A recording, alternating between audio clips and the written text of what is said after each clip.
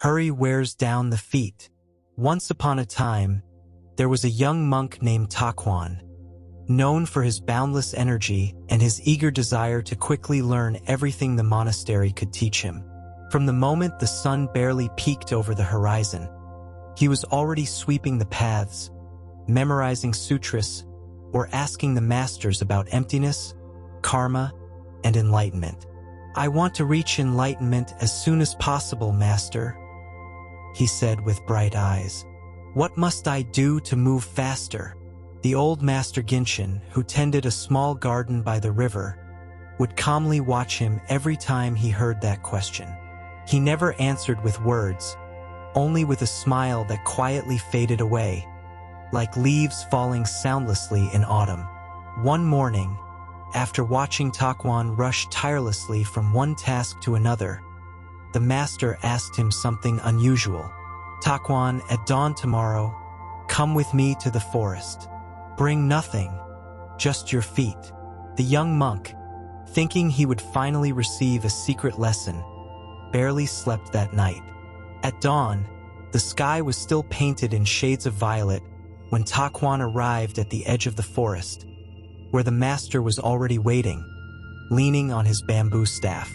"Today, we will walk without a destination," said Genshin. "Just walk with me." Takuan nodded, though impatience was boiling inside him. They walked in silence, step by step, among ancient trees that seemed to breathe slowly.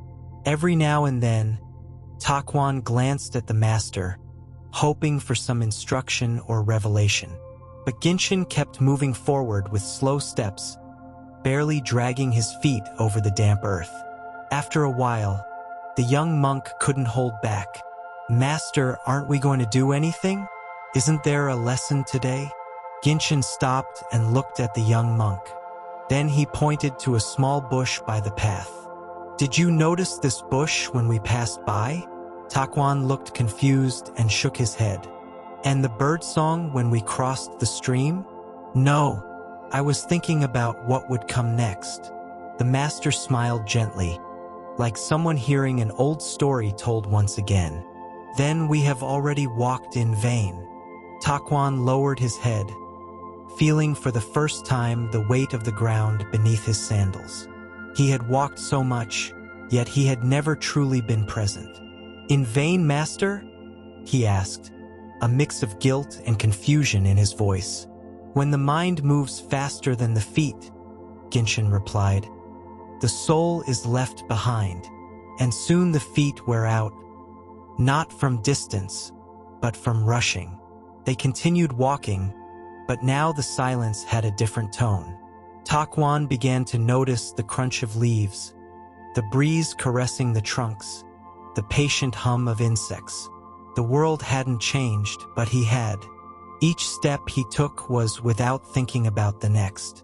Every sound he let in without trying to find its meaning. Then, in the middle of the forest, the master stopped again and said, "Now you are truly walking with me." Takuan smiled, speechless. Something inside his chest had loosened, like a knot he never knew he was carrying.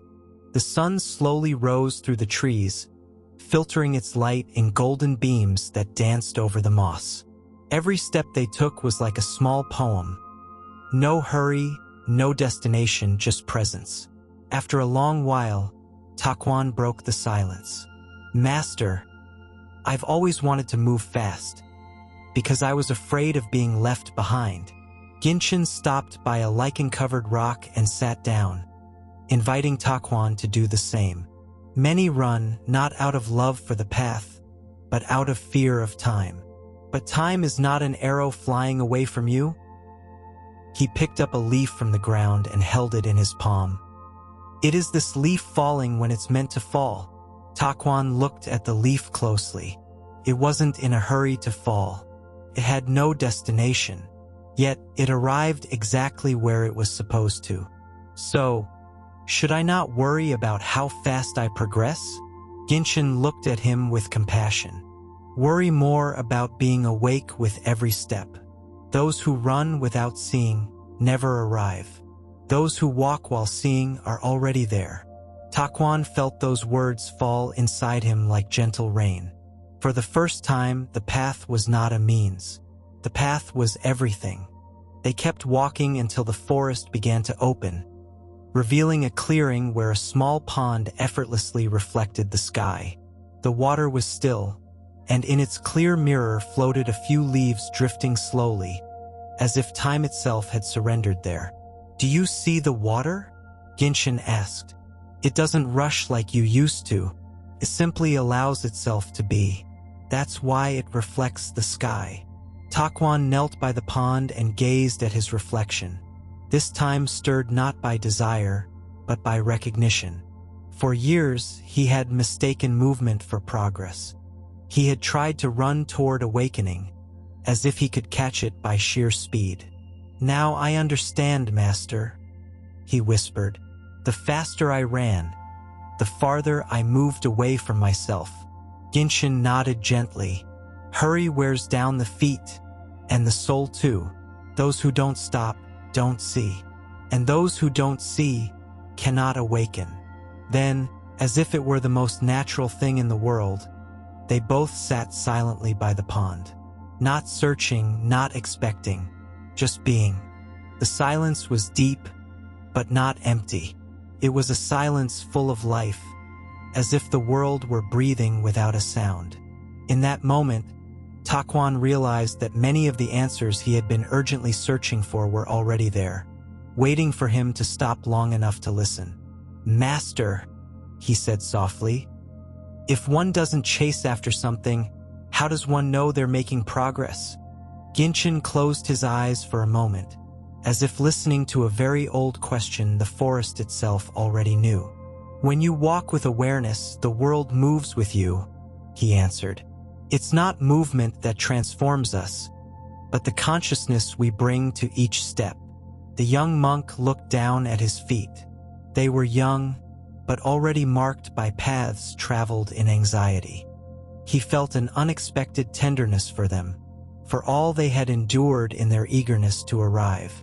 "Maybe," Takuan said with a smile that came effortlessly, "it's time to walk for the simple joy of walking." "And in that moment," Genshin replied, "the path becomes the teacher." The words were not just another lesson. They were a key, and something inside Takuan quietly opened. The afternoon began to fade, painting the sky in warm hues. The master and his student started back toward the temple, but this time Takuan wasn't thinking about arriving. He watched the shadows stretch, listened to the crickets begin their song, and felt the world walking beside him. Every root beneath his feet, every creaking branch, every whisper of wind had become part of his practice. He no longer needed to chase after answers.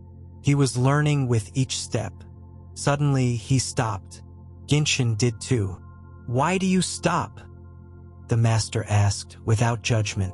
Takuan looked toward the horizon. The sun touched the distant mountains with the tenderness of a friend saying goodbye. "I just wanted to feel this moment," he replied. "Before, I would have ignored it just to get to the temple sooner." Genshin smiled, and that smile held more wisdom than 1,000 sutras. "You have learned more in this one day of walking than in 100 days of rushing." Silence wrapped around them again, but this time it wasn't the silence of waiting. It was the silence of understanding. When they arrived at the monastery, the evening bell began to toll.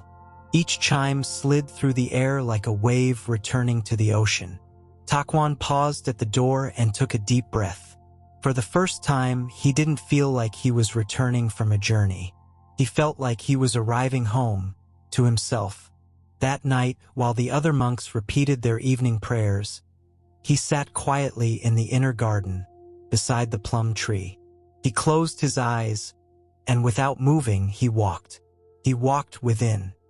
He remembered every step of that day as if they were verses of a poem, not written with ink, but with earth, leaves, and wind. And he understood that the path was not outside, nor something measured by distance. The true path was the way he touched the present, with his feet, his mind, and his heart. From that day on, no one saw him rushing through the temple anymore.